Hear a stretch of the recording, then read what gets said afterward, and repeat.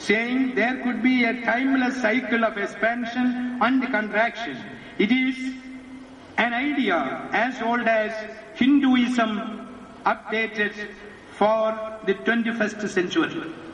ഈ 21ാം നൂറ്റാണ്ടിലേക്ക് അതിമഹത്തായ ഒരു സംഭാവന എന്ന വണ്ണം ഹിന്ദുയിസം എത്രയോ കൊല്ലം മുമ്പ് പറഞ്ഞു വെച്ചതാണ് സത്യം എന്ന് പറഞ്ഞിരിക്കുന്ന ആളിന്റെ പേര് ദി സൈക്ലിക് മോഡൽ എന്ന് പേരും കൊടുത്തിട്ട് developed by Princeton university's Paul Steinhardt എന്ന് പേരുള്ള ഈ പ്രിൻസ്റ്റൺ യൂണിവേഴ്സിറ്റിയിലെ ഒരു scientist and Cambridge university's Neil Turok എന്ന് പേരുള്ള വേറൊരു സയന്റിസ്റ്റ്. ഇവര് രണ്ടുപേരും കൂടി പരീക്ഷണം നടത്തി വെറും പാപ്പൊരു ഹിന്ദു, പൊളിഞ്ഞ ഹിന്ദു, ശാസ്ത്രമറിയാത്ത ഹിന്ദു വിശ്വസിച്ചത് അസംബന്ധമല്ല, ഇത് ഈ 21ാം നൂറ്റാണ്ടിലെ അതിമഹത്തായ ശാസ്ത്രശാഖയാണ്, ഇതേവരെ കണ്ടുപിടിച്ചതിലും സമ്മതിച്ചു കഴിഞ്ഞു. ഇതൊക്കെ നമ്മുടെ ഗ്രന്ഥങ്ങളിൽ പച്ചയ്ക്ക് എഴുതി വച്ചിട്ടുണ്ട്.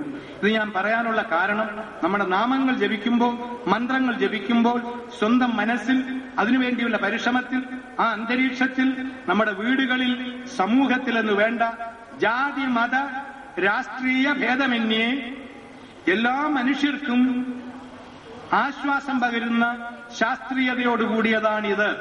അതുകൊണ്ട് പള്ളിയിൽ പോകുന്നവൻ പേരുമാറ്റി ഇങ്ങോട്ട് പോന്നോളണം എന്നെനിക്ക് അഭിപ്രായമില്ല.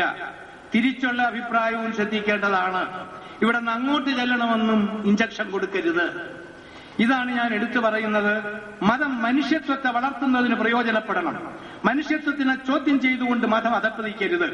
മതത്തിന്റെ കർത്താക്കൾ ആരെല്ലാം ഉണ്ടോ അവർ പറഞ്ഞത് സത്യമാണെങ്കിൽ ആ സത്യത്തെ മാനിക്കാനും ശേഷിയുള്ള പാരമ്പര്യത്തിൽപ്പെട്ടവൻ നേതാക്കളായി മതത്തിലുണ്ടാകണം. അല്ലെങ്കിൽ